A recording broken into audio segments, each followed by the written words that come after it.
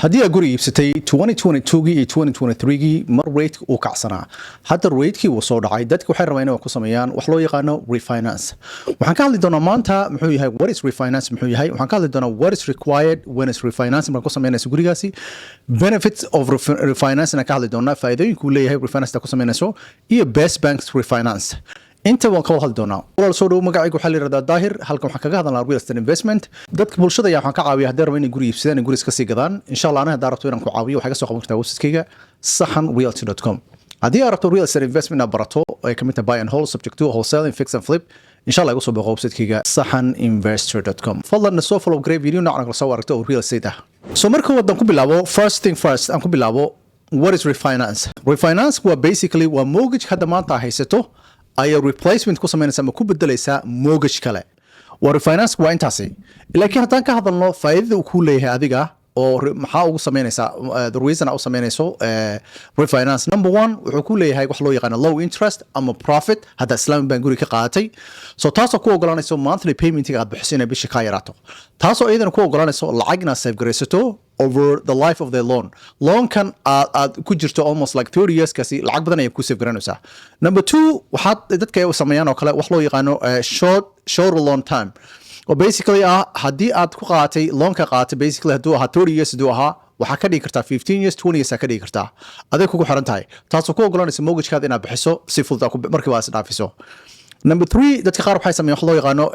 switching loan type loanka aad qaadanaysay nooc u ahaana ma garanayo laakiin haddii aad qaadatay loan loo yaqaano ARM ama loo yaqaan adjustable mortgage rate haddaad qaadatay mortgagekaadu isbedelayo rateka uu kor aadayo marna hoos aadayo so dadka waxay ku bedeshaan wax loo yaqaano fixed rate aan isbedelin mar walbo so tan kale afraad dadkay u dooranayaan ay ku sameeyaan refinance waxay tahay wax loo yaqaan accessing home equity haddii maanta guri ay iibsatay oo 400,000 ay ku iibsatay uu maraya 500,000 uu marayo lacagta extraha 100,000 ku guriga ku sameeyay waa kaash garaysan kartaa waxa loo yaqaanaa cash out refinance loo yaqaanaa so lacagta waa ka soo saaran kartaa gurigaada waxa doonta ku qabsan kartaa business ku samayso waxa doonta ku samayso tan kale waxay sameeyaan dadka qaar waxay rabaan inay sameeyaan wax ka saaran wax loo yaqaano PMI ama private mortgage insurance lacagta inay ka saarta lacagtaas technically you don't have to refinance inaad samayso qasab maaha as long as 20% aad bixiso way ka baxaysaa lacagta extra lagu ku saaran haddii lacagta aad bixin waasay 20% aad bixin waasay lacagta PMI-ga private mortgage insurance way ku saaran tahay guriga qiimihiisa ku xiran tahay exactly kuma sheegi inta noqon karto laakiin waad ogaanaysaa literally waad ogaan kartaa it's really easy way soo qaban kartaa anaga ka caawinaa darabto so faa'iidooyinka kale taas badanaa intaas waay laakiin haddaan ka hadalno what is requirement-ga muxuu yahay adiga laga rabo requirement-ga number one first waxay eegayaan credit-kaada at least inuu maraayo minimum 620 to 700 intuu dhexsan inuu noqdo waay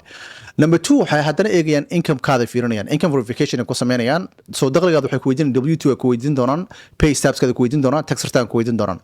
so mar haddii aad 1099 aad tahay way ka adag tahay waxaa laga yaabaa there's additional document inay ku weydiiyaan haddii self employed aad tahay waxaa kaloo eegayaan wax loo yaqaano DTI ama debt to income ratio oo deymahaada so usually an average haddii aad maanta 100,000 ay kusoo gasho 43% ay kugu dhufanayaan so at least deymahaada waa inay ka badanin 43,000 ay ka badanin waa tan kale waxay ku sameynayaan bangiga waxay ku sameynayaan wax loo yaqaano home appraisal qof professional oo home appraiser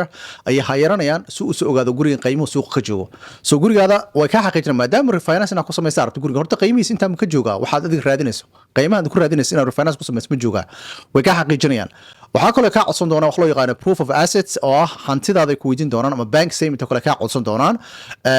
haddii aad retirement account leedahay inay ku weydiiyaan laga yaabaa iyo any other investment mararka qaar waxaa laga yaabaa shuruud inay kaaga dhigan wax loo yaqaano reserve lacaga cash dheeraad inaad haysato in case hadduu income-kaada uu isbedelo so waxaa kale ku samayn doonaa gurigaasi title search ay ku samaynayaan oo titlekii soo ogaanayaan gurigan inaad qarribtay inta muddadaa ku noqleed for example waxaa laga yaabaa inaad adeerka ku dartay awowga ku dartay lama garana waxa ku dartay titlekan wax isbedelka ku yimaada inay soo ogaadaan bay noqonaya ama cilada inuu qabo ama deymi lagugu leeyahay qof intuu guriga ku hagaajiyey oo lacagta aad u diido kale ama wax cilad imaado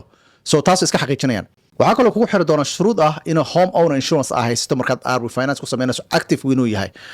haddaa home insurance guriga kugu jirin kaama yeelayaan waxaa kaloo lagugu judge karin doona lacag loo yaqaano closing cost lacagta appraiserkan ka soo hadalnay waxay kamid noqonaysaa lacagta closing cost aad bixinayso so an average 2% waa haddii ay iibsatay guri 400,000 uu yahay 8,000 ay kugu tegaysaa haddii aad mahaya aad ku tiraahdo mararka qaar waxay ku dhahayn no problem like lacagtaasi they just roll over loankaada ay ku darayaan for the next 30 years so lacag badan bay kaa sameynayaan so ha sameyn 8,000 ka haddii aa awoodin waxba ha sameynin iska sug ilaa $8,000 as have grace an average 8,000 markaan ku leeyahan waxaan ka soo qaaday guri ah 400,000 inaad ku jirto hadduu gurigaada ka badan yahay always 2% ku dhufso mararka qaar 2 to 3% noqon kartaa on average. Okay, so bangiyada waxaa isleedaha laga yaabaa muxuu dadku ugu xiraya waxaan shuruudan ugu xiraya. Number 1 waxa loo yaqaan risk management waaye. So bangiga waxay rabaan inay risk qaadanin dhibaato uga imaanin. Waxaan rabaa ay ogaadaan exactly wax loan-kan aad refinance ku sameynayso iyo loan-kan ku siin doonaan inuu is yeelan doono. Waxaa kaloo sameynaya wax loo yaqaan waa legal compliance waaye. Sharci ahaan dowladda rules and regulation ayaa jira oo in ay raacdo loogu tala bangiyada raacaan. So hadhow